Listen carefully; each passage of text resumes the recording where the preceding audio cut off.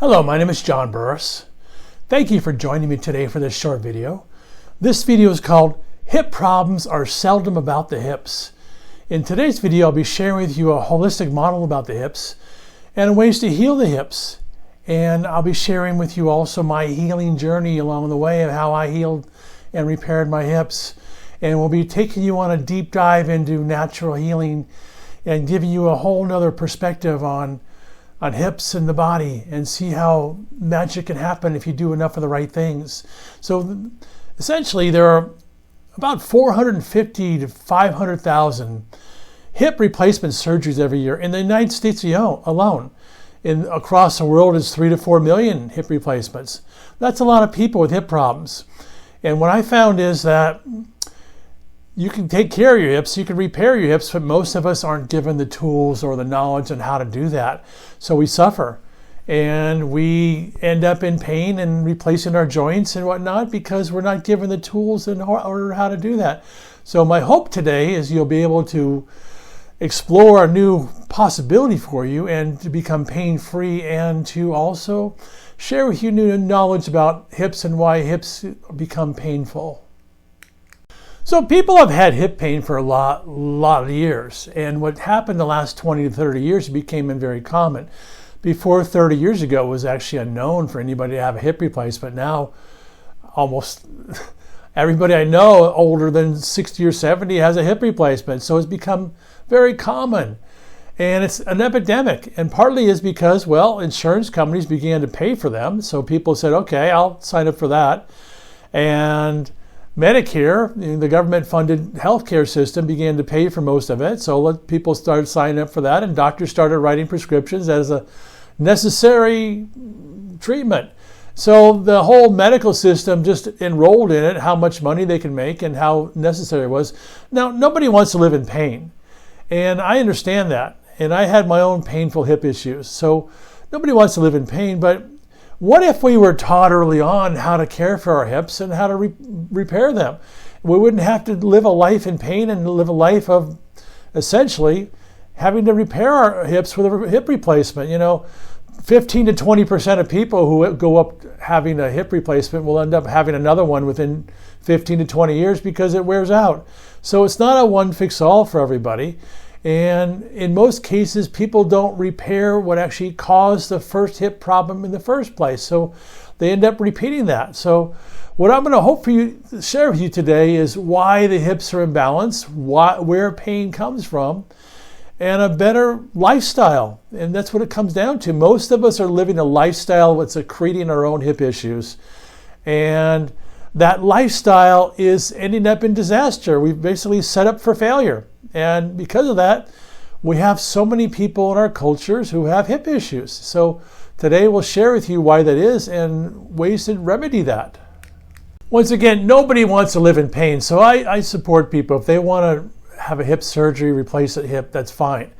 However, it does limit them. There's a lot of recovery time, and there's ways to recover your hips and ways to get to a point where you don't have to fail in your hips. And so what happens is we live in a culture what's called victim anatomy, where we're taught to believe that, it's because of age, because of our wear and tear in life, because of how old we are, that our hips fail. It's not true at all.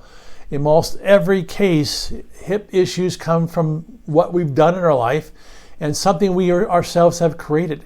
As a body worker for over 40 years, I've worked on many people with hip issues, and almost everybody has an issue that they created themselves and did not take the time or the focus or the energy to repair it, so it got worse and worse and worse. So almost everybody with a hip issue is something that they themselves created.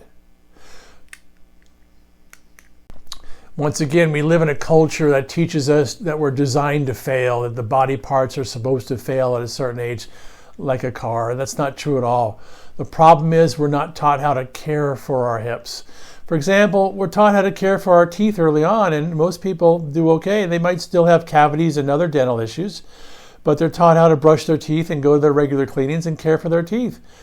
Or their teeth would fail miserably. Most people care for their car. They change the oil and drain the radiator and get new tires, and their car lasts a good amount of time. But if you didn't care for your car, it'd fail. Well, we pay almost no attention to our hips, so our hips are failing. So we live in a culture designed to fail.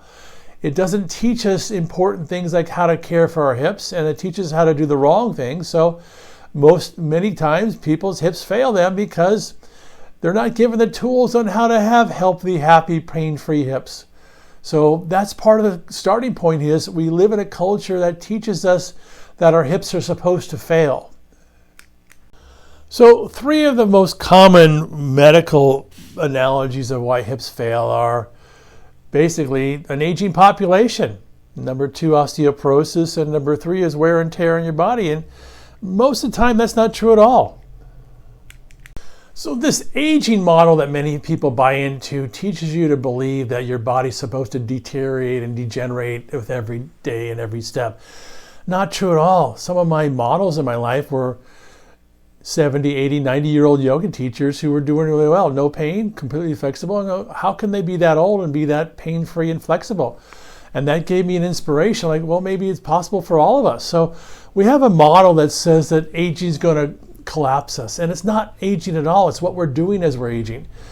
Most people are doing the wrong things as they age, either through neglect or because of what they're taught, and that's deteriorating their body. They're not taking care of their hips, and they're giving it no attention. In fact, most people spend more time and energy and money on remodeling their bathroom or going on their cruises or vacations or buying new jewelry or watches than they do or taking care of their body. And they can't wonder why their body fails all of a sudden, including their hips, because most people do not invest in their body the way they should, and so it fails, including the hips. So that's what happens. Your hips are like all parts of your body are an investment. And if you don't invest in keeping your hips healthy, they will degenerate. So from my experience, I played sports early on. I had all kinds of sports injuries. And besides that, it's a life living adventure and passion. When I was younger, I'd roller skate and fall and you land on your hip. I would get on a skateboard and fall, you land on your hip. I would basically be at the beach and either playing frisbee or skimboarding and land on the hard surface of the sand. People don't realize is playing baseball. When you play baseball, whether it be little league or high school or college or pro, you're running as fast as you can and you're jumping 3 to 4 feet in the air and you're landing on hard dirt on your hip and your leg, and that's trauma to your body. There are many professional baseball players with torn labrums in their hip because all the sliding done, it's called trauma, and we completely ignore it. So what happened to me is I had trauma from growing up and playing sports, from all the fitness I did and all the gym workouts I did, and I had extremely painful hips, and I couldn't even sleep on my side, and every time I walked, my hips would pop and crack. Incredibly painful. It lasted for years and decades, and I decided to get healthy and do the right things. And today my hips are completely flexible and healthy and pain-free. So you too can achieve that, but you have to make a commitment to do that. In this culture, we want to blame it on a degenerative aging process that destroys people's hips. Not true at all. It's a lie. Don't believe that myth because it's a lie. Now, the second common error in thinking is osteoporosis. So osteoporosis happens. I'm not negating it doesn't happen, but it's a little bit different than what you might think. In my experience as a body worker, the fascia surrounds the bone, and the fascia is the network for nutrients to travel to the bone. When the fascia is dried out and unhealthy, the fascia won't transport nutrients, so the bone begins to die. That's a lot of what happens in bone, whether it be in the hip or other areas. Fascia is like the white stuff in an orange, where if the inside of an orange, you look inside, the orange part would be the muscle tissue, and the white part would be the fascia. It's the connective tissue that holds everything together. And that's the part that in most people's lives will dry out and harden, and it literally starts to kill your bone. Another way to look at it is that the yellow part is the fascia that surrounds the bone, and it basically is called the periosteum. For the bone to be healthy, the fascia has to be healthy. When it's dried out, it starts to kill the bone, and most people have dried out fascia, which affects their bones. So what happens in most cases, here's the femur bone and here's the acetabulum and the hip joint here. And so what happens, we have fascia, which is the film, and it's a periosteum. It runs around the bones, all the bones. And when the fascia is dried out and hard, it won't let the bones get nutrients and the bones start to die. And a lot of what I believe happens with osteoporosis is because your fascia is dried out and beef jerky-like, and it's not feeding the bones the nutrients it wants, so your bones start to die, and now you're labeled with osteoporosis. So it's more than just, oh, your bones are dying. It's the tissue around the bones isn't healthy, and that's causing the bones to not be healthy. So you have to look far outside of the bones to see where health is actually coming from. Then we have this issue called wear and tear. We're basically told we're supposed to fail. Now, there's nothing wrong with an active lifestyle. I mean, I've done my own cycling, swimming, hiking, backpacking, and guarantee you it's fun and it gives you life and pleasure, but it also beats you up. And so people with an active lifestyle, most people don't repair their bodies with regular stretching or yoga or massage or fascia bodywork or other types of functional movement. So the fitness mentality will destroy your body, because when you basically harden your body as a warrior every day, it starts to dry you out. And as you dry out, the fascia becomes drier and harder and pulls your joints closer together. So wear and tear really means you're doing activities that are beating you up and you're not doing enough repair work to basically compensate for all that issues going on. So the fact is, you can have an active lifestyle, but you also have to spend quite a bit of time and money repairing yourself after those activities. For example, once again, I mentioned baseball players. They have hip issues because they slide a lot. Skiers have all kinds of issues in their hips and knees because of the trauma of skiing. You know, volleyball players have shoulder issues. Tennis players have arm issues. There's all kinds of issues that go on with health and fitness because those activities will beat you up, and most people don't do the necessary work to repair themselves. So they end up in trouble, and they start to join the victim club of, oh, it's wear and tear, it's aging, it can't be my fault. But it is. The things you're doing are creating bad hips. So what I've discovered is actually two types of hip issues. One is direct impact, and then the second is leg spirals.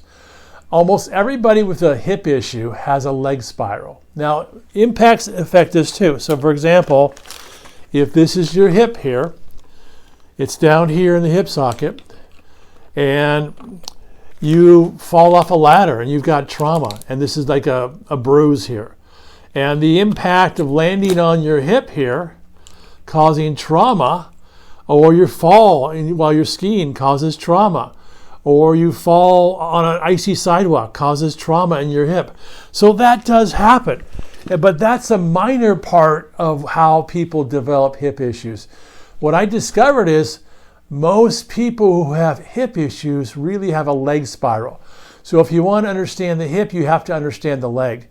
The medical world primarily treats the hip. They don't necessarily look at the leg because they're trained in mechanism, which is a 400-year-old idea.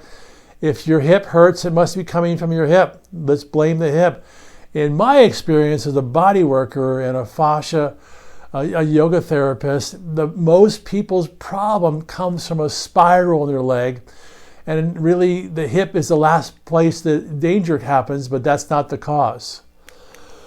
The actual cause in most people's hip issue is a leg spiral. Almost everybody who has a hip issue needing a hip replacement has a spiral in their leg. So this is the most common way that people have hip issues. Your hips are here. You have an ankle sprain when you're playing soccer when you're 10 years old, and it causes your fascia in your leg to shorten, and it causes your lower leg to spiral out. And then you get a twist in your knee, and it pulls on your hamstring. Then it pulls on your psoas muscle here, and it pulls in your groin. Now your hip here is out of place, and it starts to rotate because your leg is spiraled, all because of the fascia connections coming down here. You now have a hip issue because of the pull in your ankle or your knee or the bottom of your foot, maybe from a broken foot when you were in grade school when you fell off the jungle gym. It causes your hips to twist and spiral because of what's going on down here. So almost everybody I've ever seen with a hip issue has some kind of leg spiral that starts below the knee, and the medical world doesn't look at that. Let's look here at the hip, going, oh, you have a degenerative hip because of age. That's a mistake. It's usually coming from below the knee. And this is the common pattern found in my bodywork practice. Any injury to the lower leg, an ankle sprain, a broken foot, a skiing accident, a fall off the jungle gym when you're younger causes the lower leg to rotate outward. And then once it crosses the knee joint, it starts to compensate and the leg pulls inward. So your hamstring and your groin tighten, your psoas tightens. Then when it gets to the hip, it rotates your hip outward. And it follows this spiral. It's a spiral up the leg. And people end up with hip issues because their basically hip is not seated in the joint correctly. It all comes from down below here. And this is another picture of how the process works. Basically, foot injury spirals up the leg and ends up in the hip because you now have a corkscrew in your leg. And medical professionals do not look at your leg. They only look at your hip. They do not correct your leg. Your leg has to be corrected, not just the hip. And this is how Western scientific medicine operates. So look at this and go, oh, the lampshade up here is crooked. And the problem is they don't look down below where the base of the lamp is actually out of balance. They'll just look at the lampshade. Well, the cause of this lampshade being out of balance is because the base is out of balance. But when you talk about hips, the medical professionals only look at the hip. They don't look at what's causing it. So when this lamp's out of balance because the base is out of balance, it's the same as your hip being out of balance because your leg's out of balance. And unfortunately, the medical world does not look at your leg. They only focus on your hip.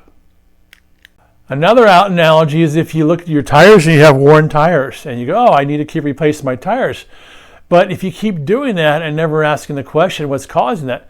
Perhaps your frame is bent of your car. Perhaps you need an alignment. There's all kinds of reasons why your tires are wearing down. If you just look at the tires and not look at the rest of the car, you'll be making a really crucial mistake. So you want to look at the whole picture. When it comes to our hips, we need to look at the entire leg and not just the hip socket. In almost every case where somebody has a hip issue up here, it's coming from spirals in your leg.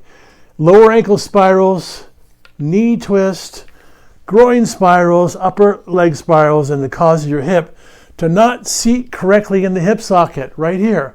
The hip socket is not correctly seated and it wears the cartilage down, but it's not coming from here. That's a victim anatomy mentality. It's coming from a twist and a spiral in your leg.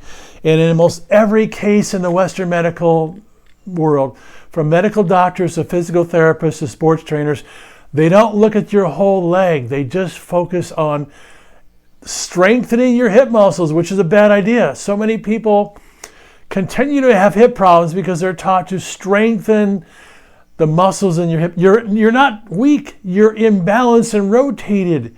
You need to lengthen and loosen, not strengthen. So the mistake that's made in our scientific medical culture is we're taught to strengthen the muscles around our hip. Bad idea, because you're not weak. You're too tight and rotated. You want to unrotate your body, loosen the fascia, lengthen and soften, and that's where the mistake people are making. So let's talk about a healthy hip socket. Here's a healthy hip socket where everything's lined up correctly. There's a straight line here, 90-degree angle, everything lined up correctly. However, on this side here, it's crooked.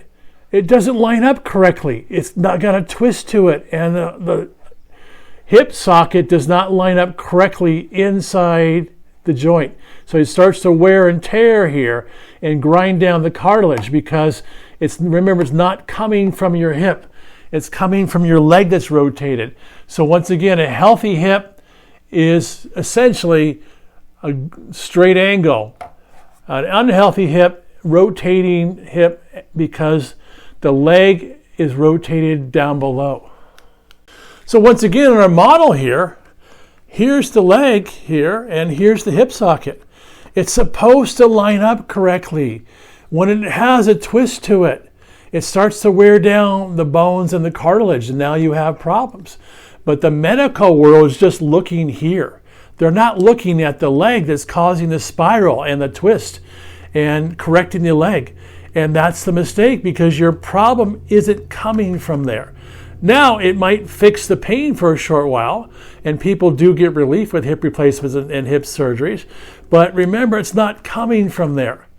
And that's why many people have to have second, third hip surgeries or other surgery, because if you don't correct the leg, you're still going to be left with the same problem. And here's another important player in all of this. So the psoas muscle here runs from the groin all the way through the pelvis and into the lower back, right here. And when the psoas is tight, it causes hip rotations. Well, for most people who have hip issues, their psoas is too tight. It's because their leg is too short and tight and twisted. The psoas are responding to what's going on below it. And when your lower legs, your shins and your hamstrings are tight, it causes the psoas to tighten up too. It's a cascading event. It's like dominoes falling. So when all those issues below the knee start tightening and hardening, it pulls on the fascia tissue, which pulls on the knee. Now it's pulling on the psoas.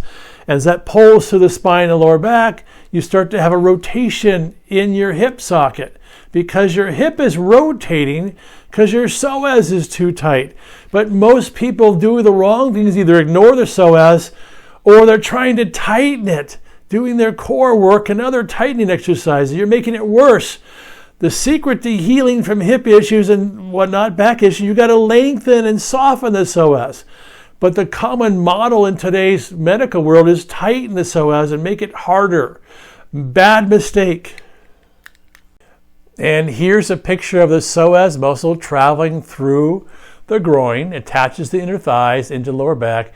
And when the psoas muscle is too hard and too tight and too short, it causes your hip to rotate and causes the hip socket to not line up correctly. Unfortunately, today's medical model teaches you to tighten your psoas and makes it worse.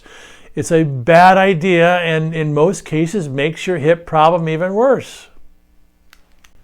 And so there you have it. We have an epidemic of hip issues in our culture because, first of all, people play sports and are engaged in the gym and fitness workouts, and that makes your hips worse. We have injuries that never get addressed, things that you don't think about, baseball slides, skiing accidents, falling off your bicycle, and people don't have the knowledge and the wherewithal to fix your hips. So we live in pain and agony, we limp along, and we keep going, and then we start blaming our body. We're failure of our anatomy. It's called victim anatomy. And then we live in a culture where the medical model wants to replace your parts because they don't believe you can heal them. And we live in a physical therapy model that just wants to tighten around your injuries. It's already too tight. The physical therapy model is a broken model, just wants to build muscle around an already tight system. So I found those are all bad ideas. So here's what I did to heal my hips. And once again, my hips are completely healthy and flexible and pain-free. And I did the work, but 20, 30, 40 years ago, I had incredibly painful hips, incredibly stiff hips. I'd be in a yoga class and I'd be crying because my hips hurt so bad. And that's how bad they were. And I fixed my hips, and you can too, but most people are doing mostly the wrong things. So what I did, I started getting a lot of massages where I started bringing circulation and healthy energy to my hips and other parts of my body. I started repairing my leg from basically, I had leg issues from playing sports and sprained ankles, and started to unspiral my leg that was causing my psoas and hip to be out of alignment. So I had to correct the whole leg. I did that with fascia body work, somebody who's focused on releasing my fascia. I did other types of work with functional movement, like Feldenkrais and other types of functional movement. And I did lots of yoga, lots of stretching. I did a lot of stretching because what happens with yoga is you're lengthening the fascia tissue, you're warming the body, you're opening the joints up, you're repairing the body. The problem is in our gym culture, when you go to the gym regularly, you're hardening, you're tightening, you're shortening, and you're drying out. You're doing exactly the opposite of what the body needs. You know, people don't realize that athletes don't age very well. There's all kinds of injuries that carry with you because most people, if they played sports, age poorly because their bodies are worn out and dried out. So I spent the last 3 or 4 decades repairing my body, and my hips are completely healthy. And those are the things I did. So I find most people doing mostly the wrong things, and they can't understand why their hips are still hurting, why their joints are misaligned, and why they now need a hip replacement, because they're doing mostly the wrong things. Hips are totally healable, but you have to make a commitment to it, just like learning how to brush your teeth, learning how to repair your car. It has to be a commitment. So you have to, for what I did, I found yoga teachers who basically had knowledge, who can teach me how to heal my hips. So I went into different hip opening poses. I found fascia body workers who helped me release the tight fascia. I found massage therapists who helped bring some circulation energy in my body. So I basically look for people who can help me heal. Most people do, once again, mostly the wrong things, and now they're broken. It doesn't have to be. We live in an epidemic in this culture of hip issues, and it's an epidemic of people who are doing the wrong things, teaching you how to heal the hips. So my hope is today is that you'll learn that most hip issues do not actually come from the hip. There are times when, yes, a fall on the hip causes a broken hip or other impact injuries, but most people's hip issues come from a rotated leg. And in order to cure your hip and heal it, you have to unrotate your leg. And it's not done at the gym. It's done through yoga classes and massages and fascia bodywork and other types of functional movement. You have to basically create alignment in your body because most people are misaligned. And it comes back to your fascia. Your fascia, which is the tissue around the bones, is pulling the bones out of place. So your hip socket's not seated correctly. You have to look at the entire leg to correct the hip socket. Thank you for joining me today for this short video. I hope it gives you some inspiration and you too can heal your hips. If you'd like to learn more, please subscribe to this channel for more leading edge information. I also have a wonderful book called Return to Nature, The 5 Pillars of Healing. You can purchase that at barnesandnoble.com or amazon.com. So join me there. Be part of the leading edge community of people looking for new and exciting ideas. Thank you.